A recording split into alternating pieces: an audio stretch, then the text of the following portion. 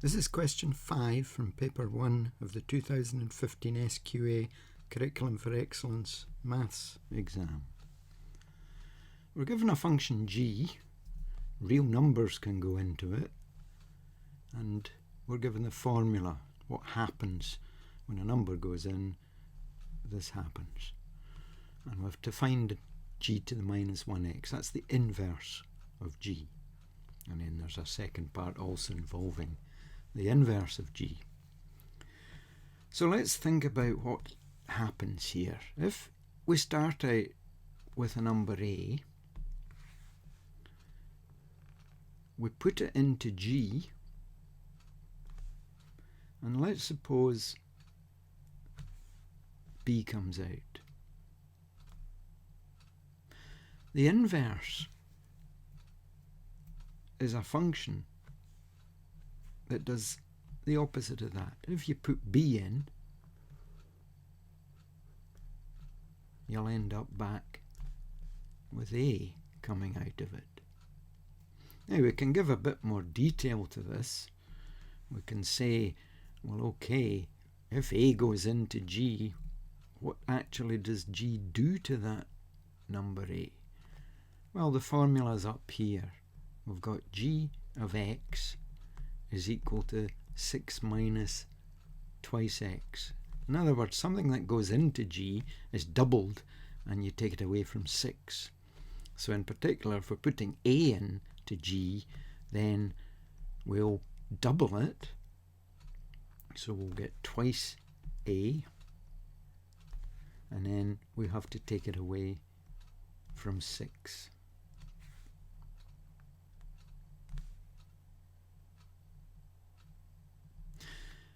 Now, okay, that's what we do to a to get b.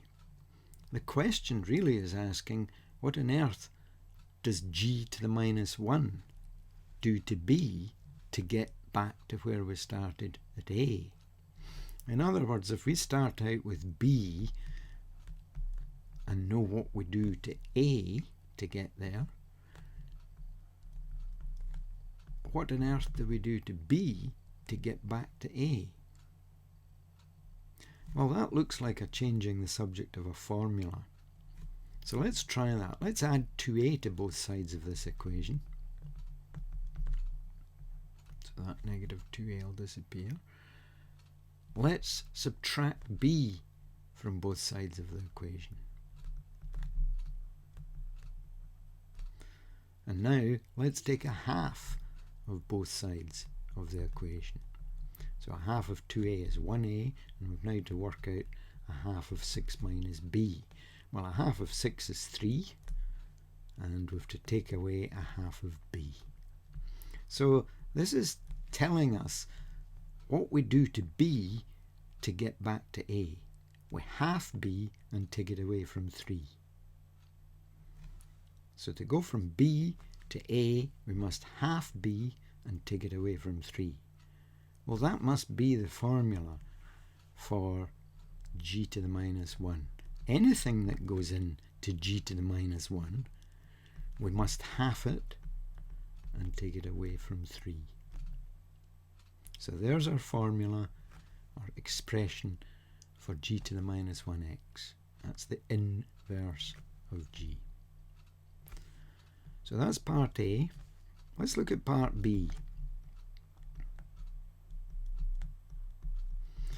This is telling us what happens if we put a number into g to the minus 1, and we get the result, and then we put that result into g.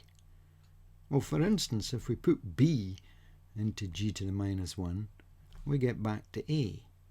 And then if we put that result a, this would become a, into g, we get right back to b. If you think about it, that's perfectly sensible, because g and g to the minus 1 are inverses. They undo each other. Whatever g to the minus 1 does, g will undo it. And vice versa. Whatever g does, g to the minus 1 undoes it, and you get back to where you started. So that's the story. You get back to x.